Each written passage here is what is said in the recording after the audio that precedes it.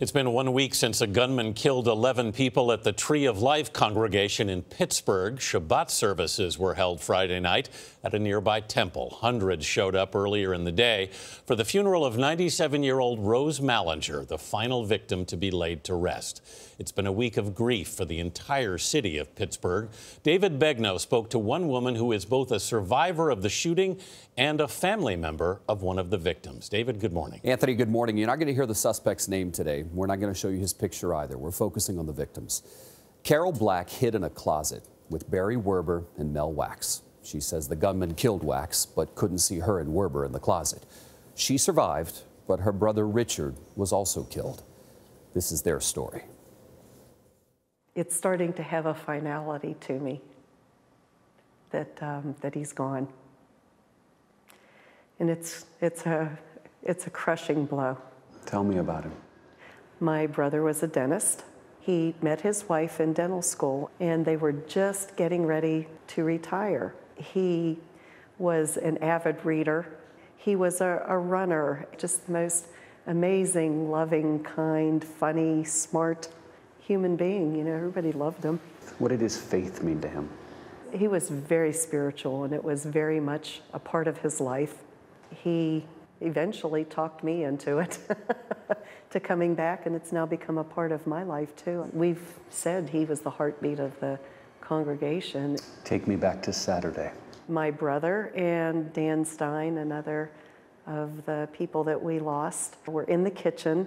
I heard the first sound. I didn't know what that sound was. To me, it sounded like somebody had taken a big metal table and dropped it on a tile floor. We heard another sound similar but a little bit closer.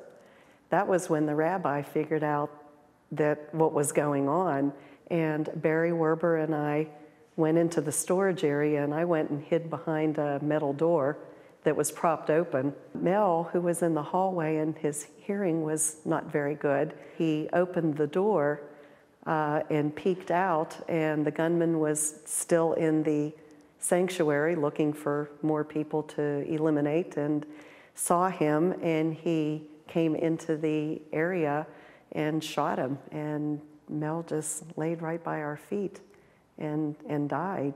Did you see the gunman? I did not see him. I saw his shadow. Could you hear him? He didn't say anything. But you could hear him coming in? Yes. I guess when he thought he got all of us, he moved on to another part of the building. There was an entrance into the kitchen at the bottom of the steps, and he heard their voices, so he knew there were people in there, and he went in and shot them. One of those people was my brother. I think the time that he spent shooting them actually is what gave us the time to escape the room, and to me, they're martyrs. They gave us the time so that we're still here. Barry called 911, and those wonderful people remained on the phone with him until the SWAT team came to rescue us. And we were in the back of the patrol car for probably an hour, but we knew what was going on because the radio was on in the police cars. And you listened to it all on the radio? Yeah. Wow. Mm-hmm. When did you realize that your brother had been killed? My heart kept saying, well, maybe he managed to escape, although really there was nowhere for him to go. He and Dan were trapped. They were sitting ducks. There was no way they were going to survive. You know, I went to the court hearing for the gunman. I know he pleaded not guilty. Would you hope he gets the death penalty as prosecutors plan to seek? No, because I think that's too easy, and I don't want him to have it easy. I want him to spend the rest of his miserable life locked up, because he has no remorse. And I think his only regret is that he didn't get us all. I'm reminded listening to you that we all grieve differently. Some people are incapable of talking after something like this. Some people find it cathartic to talk. Mm-hmm. What is this interview for you? Talking about it is, in a sense, cathartic for me. It makes me feel more human and more alive.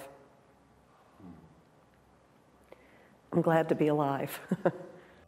She is remarkably composed. Yeah. Her strength was profound. Yeah.